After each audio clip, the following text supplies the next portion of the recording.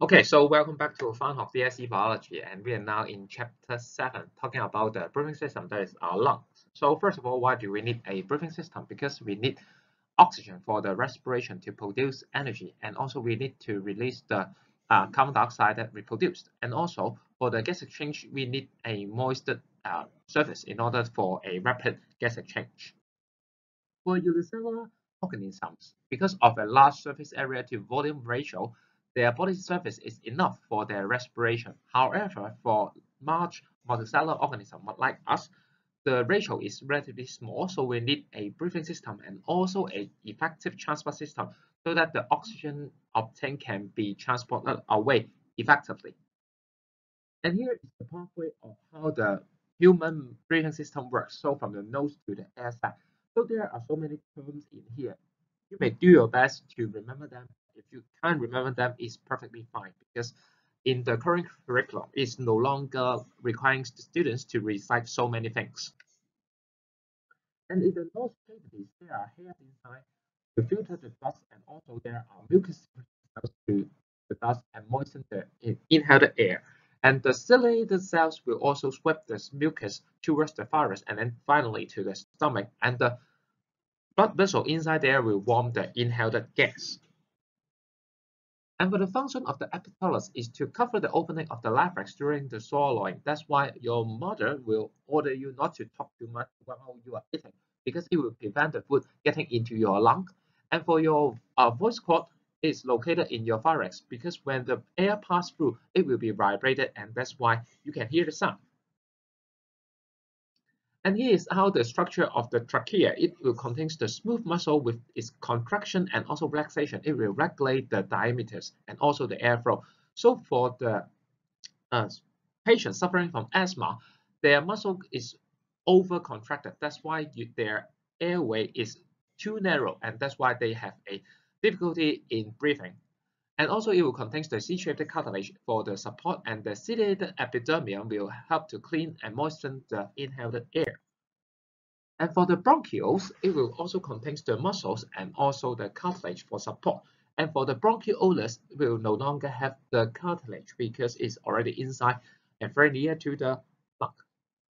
And for the structures around the lung, it is in the thoracic cavities, which is also known as the lung cavity. And in your rib cartilage, it contains the ribs and also the intercostal muscle, which are required in the uh, pressure regulation of your lung, and also the diaphragm. Remember, it's the diaphragm, not the diagram. And then your lung is surrounded by the pulmonary membrane. Pulmonary is the adjective word for lung, and this membrane is to ensure that the pressure will not be too high or too low, and this will lead to the lung rupturing.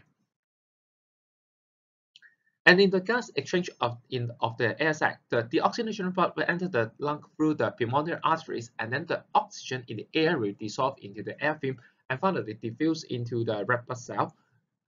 And for the carbon dioxide, in order to leave our blood, it will diffuse out and then into the water film and then finally to the air. And then the oxygenated blood will then leave the lung through the pulmonary vein. There are 5 activating features of the air sac for a maximized gas exchange. That is a large number of air sac to provide a very large surface area, and there is thin walls because it is only one cell fact to reduce the distance of diffusion. And also, the inner surface is very moistened. It will allow the gas to dissolve easily. And it is rich in supply of the capillary in order to maintain a steep concentration gradient. And also the wall are closely contact with the capillary to reduce the distance of diffusion. And in order to study the inhaled and also exhaled air, we need to use hydrogen carbonate indicator.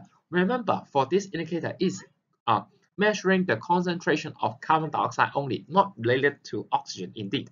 So in the normal setting, that is the concentration is around 0.04%, it will appear red. And if you are using the exhale air to pump in, and then the color will change from red to yellow. And then if the air is undergoing photosynthesis or the carbon dioxide is removed, which means the concentration is less than 0.04%, it will appear purple.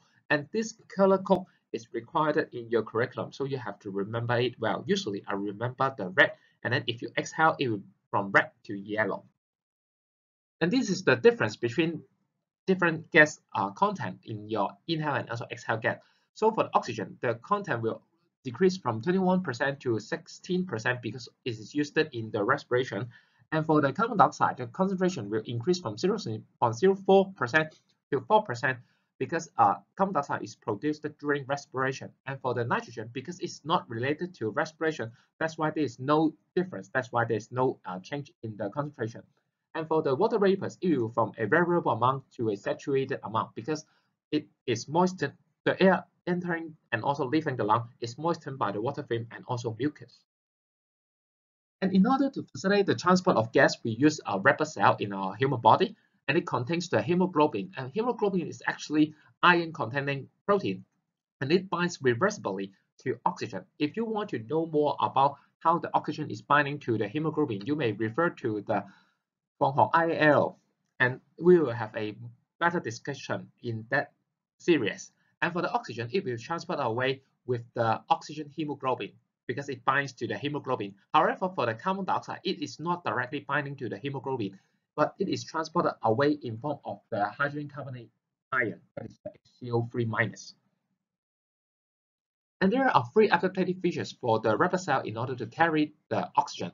First of all, it's well packed up with the hemoglobin, and also the matured red blood cell doesn't have any nucleus. That's why it can pack even more hemoglobin. And for the shape, it is very characteristic. It is called the biconcave disc shape, which like two discs are attached to each other. It will maximize the surface area to volume ratio.